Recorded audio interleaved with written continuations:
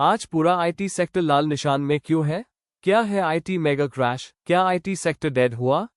देखते हैं इसका deep analysis. Welcome back to MBA market by analysis channel. आशा करता हूं आप सभी बढ़िया होंगे। आज निफ्टी आईटी इंडेक्स एक ही सेशन में 6% से ज्यादा क्रैश हुआ, जिससे इन्वेस्टर्स के लगभग 1.35 लाख रुपीस करोड़ डूब गए। इस क्रैश का कैटलिस्ट है यूएस आईटी जायंट एक्सेंचर, जिसने अपने फुल ईयर रेवेन्यू ग्रोथ का गाइडेंस हिला दिया। दोस्तों, ये सिर्फ एक टेम्पररी साइक्लिक स्लोडाउन नहीं है। तो फिर असली कहानी क्या है? आईटी कॉर्पोरेट्स अपना कोविड बजट फ्रीज करके वो पैसा जनरेटिव एआई प्रोजेक्ट्स में डाइवर्ट कर रहे हैं। सिंपल वर्ड्स में कहें तो डिस्क्रिशनरी स्पेंडिंग मतलब एक्स्ट्रा खर्चे पे ब्रेक लगने से ट्रेडिशनल सॉफ्टवेयर कंपनीज की वैल्यूएशन ड्रास्टिकली री रेट हो रही है।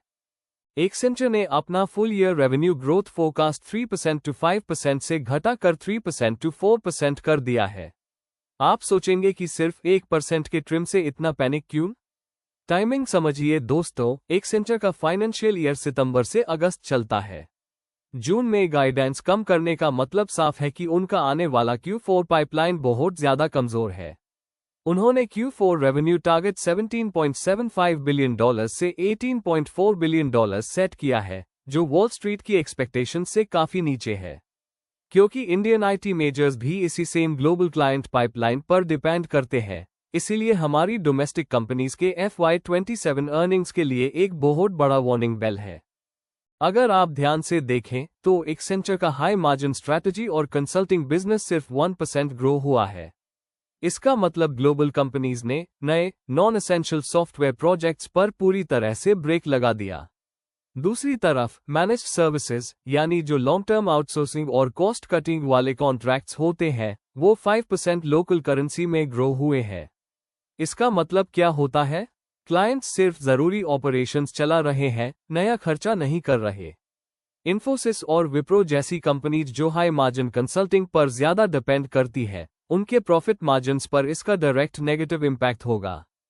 अभी ऐसा तो नहीं कि एंटरप्राइजेस टेक्नोलॉजी पर खर्चा नहीं करना चाहते।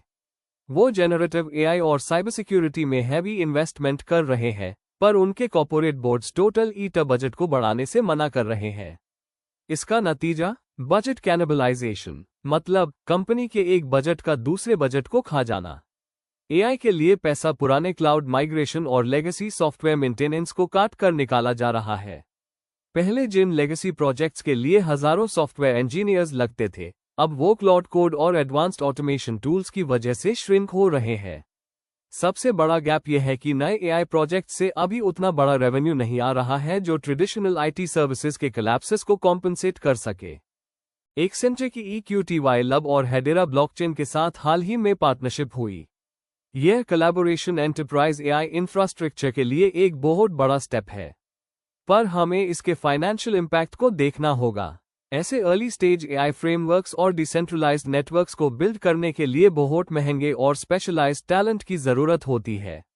ट्रेडिशनल आईटी में पर इंजीनियर बेसलाइन मार्जिन फिक्स होता है, पर ये एडवांस गवर्नेंस प्रोजेक्ट्स अभी छोटे पायलट फेजेस में हैं जहां ऑपरेटिंग मार्जिन्स बहुत कम है। शॉर्ट टर्म में ये पार्टनरशिप्स टेक्निकल कैपेबिलिटी तो प्रूव करती है, पर इमीडिएट रेवेन्यू स्केलेबिलिटी ना होने की वजह से मार्जिन्स प्रेशर बनाती है। मैक्रो लेवल पर देखें तो जियोपॉलिटिकल फैक्टर्स ने इस क्रैश को और बढ़ा दिया। एक्सेंचर के मैनेजमेंट ने डिस्क्लोज किया कि मिडिल ईस्ट टेंशंस की वजह से इस क्वार्टर में उन्हें सीधे $100 मिलियन का रेवेन्यू हिट लगा है। इस इंस्टेबिलिटी के चलते यूएस और यूरोप के बड़े MNCs डील साइन करने में बहुत ज्यादा डिले कर रहे हैं। गाइस, इसका प्री इंडिकेटर हमारी एमबीए टीम को तभी मिल गया था जब इंडियन मार्केट खुलने से पहले यूएस में इन्फोसिस और विप्रो के ADRs 10% तक टूट चुके थे। इसने दलाल स्ट्रीट पर एक बड़े गैप डाउन ओपनिंग की गारंटी दी। साथ ही फॉरेन इंस्टीट्यूशनल इन्वेस्टर्स यानी FIIs ने अग्रेसिव प्रॉफिट बुकिंग शुरू की और एक ही दिन में 1025 करोड़ रुपए की नेट इक्विटी सेलिंग कर दी।